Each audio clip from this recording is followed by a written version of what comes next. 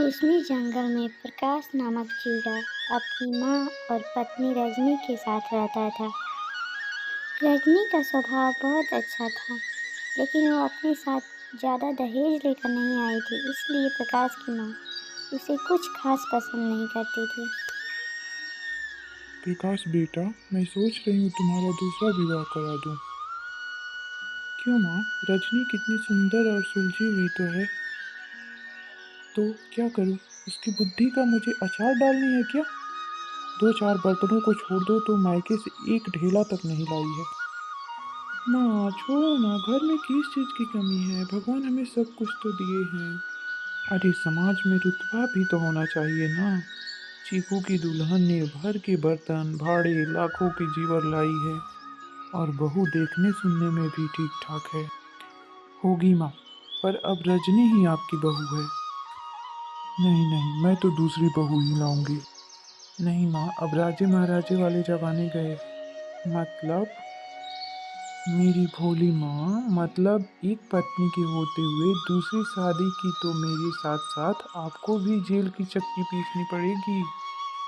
और मैं उसे पहले ही भगा दूँ तो? वो कैसे माँ? वो सब तुम मुझ पे छोड़ दो, तुम बस देखते रहो। इतना कहकर चमेली वहाँ से निकल जाती है। अगले ही शाम की बात है। बहू, तुमने सुना राकेश की दुल्हन कितना दहेज लेकर आई है? जी माँ जी। तुझे शर्म नहीं आई सुनकर? शर्म? कैसी माँ जी? जितनी हमारे घर वालों की हैसियत थी, उससे ज़्यादा ही दिया है उन लोगों ने। अरे, इससे ज्यादा तो भिखमंगे अपने बेटी को देते हैं। यह सुनकर रजनी फूट फूट कर रोने लगी। ये रोना धोना अपने मायके में जाकर करियो। मैं तो अपने प्रकाश का दूसरा विवाह कराऊंगी। उसके लिए तो मैंने चिड़िया भी देख ली है। खूब पैसे वाले हैं लोग। नहीं माँ जी, ऐसा न कहिए। आप जो कहेंगी वो मैं करूँगी। आप ऐसा मत कहिए। चमेली ने रजनी की एक न सुनी और वहाँ से चली गई। रात को जब रजनी और प्रकाश सोने लगे, सुनो जी, बोलो। माँ जी आपकी दूसरे विवाह की तैयारी कर रही हैं।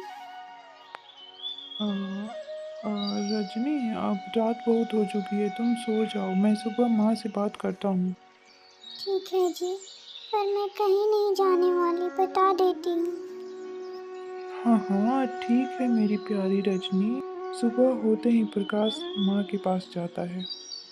माँ, रजनी बहुत अच्छी चिड़िया है और बुद्धिमान भी है। क्यों आप दूसरे विवाह के चक्कर में पड़ी हो?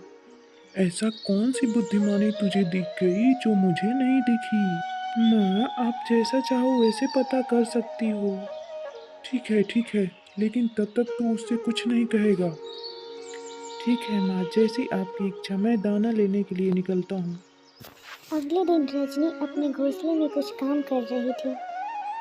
रजनी, ओ रजनी, कहाँ मर गई? आई माँ जी। यदि तुझे इस घोंसला में रहना है तो तुम्हें 3 परीक्षाओं का सामना करना पड़ेगा। ठीक है माँ जी। जब मैं कल सोकर उठूं तो बगीचे वाला कुआं कालीगढ़ की मोतियों से भर देना। ठीक है माँ जी, कल तक आप कुआं खाली कर दीजिएगा, मैं मोतियों से भर दूंगी। सास अपनी बहू की बुद्धि देखकर अवाक रह गई। ये डलिया पकड़, इसी से पानी खींचकर इस टंकी को भर देना। जी माँ जी। मन ही मन रजनी सोचती है, मैं सोने से पहले डलिया को रस्सी बांधकर कुएं में डाल देती हूँ। सुबह तक बांस की डलिया फूलकर अपने अंदर पानी रोकने लायक हो जाएगी। तब रजनी अपने घोंसले में सोने चली जाती। सुबह जब सास सोकर उठी, लीजिए माँ जी, जैसा आपने कहा मैं टंकी भर दी है।